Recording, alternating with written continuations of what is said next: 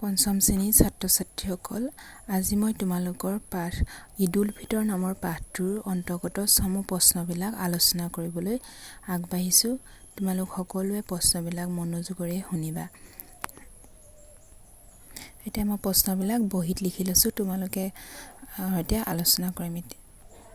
এতিয়া প্ৰথম প্ৰশ্নটো চাওঁ, id-ul-fitor কোন ধৰ্মৰ মানুহে পালন কৰে? কোন ধৰ্মৰ মানুহে পালন কৰে বাৰু? id-ul-fitor ইছলাম ধৰ্মৰ মানুহে পালন কৰে।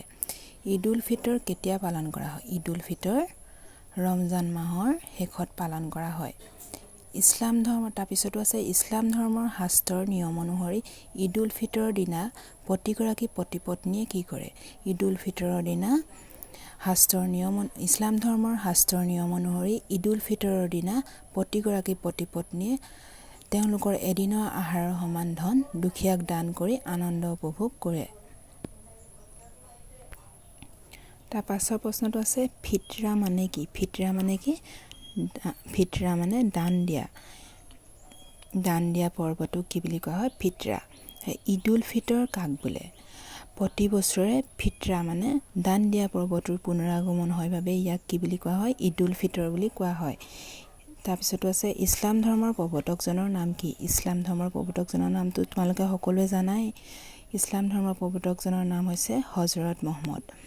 তাৰপিছৰ প্ৰশ্নটো আছে হজৰত মহম্মদৰ আবিৰ্ভাৱ ঘটাৰ আগতে আৰবত পালন কৰা দুটা উৎসৱৰ নাম লিখা। হজৰত মহম্মদৰ আবিৰ্ভাৱ ঘটাৰ আগতে আৰবত পালন কৰা দুটা উৎসৱৰ নাম হৈছে নিৰুজ আৰু মিহিৰজান। তাৰপিছৰ প্ৰশ্নটো আছে হজৰত মহম্মদে তেওঁৰ ভক্তসকলক নিৰুজ আৰু মিহিৰজান নামৰ উৎসৱ দুটা কি কি নামেৰে পালন কৰিবলৈ নিৰ্দেশ দিছিল?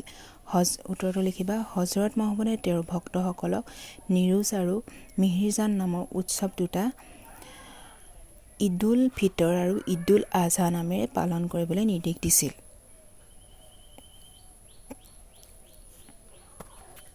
9 নম্বৰ প্ৰশ্নটো আছে কোনটো মাহক মুছলমানসকলে পবিত্ৰ মাহ হিচাপে গণ্য কৰে? কোনটো মাহ বাৰু? আৰবী ৰমজান মাহটো মুছলমানসকলে পবিত্ৰ মাহ হিচাপে গণ্য কৰে।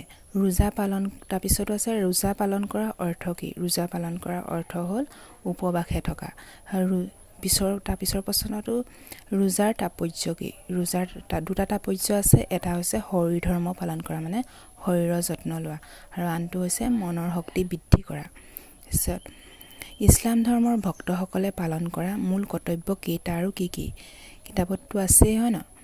ইছলাম ধৰ্মৰ ভক্তসকলে পালন কৰা মূল কৰ্তব্য 5টা। সেইকেইটা হৈছে কলিমা, নামাজ, ৰোজা, জাকাত আৰু হজ।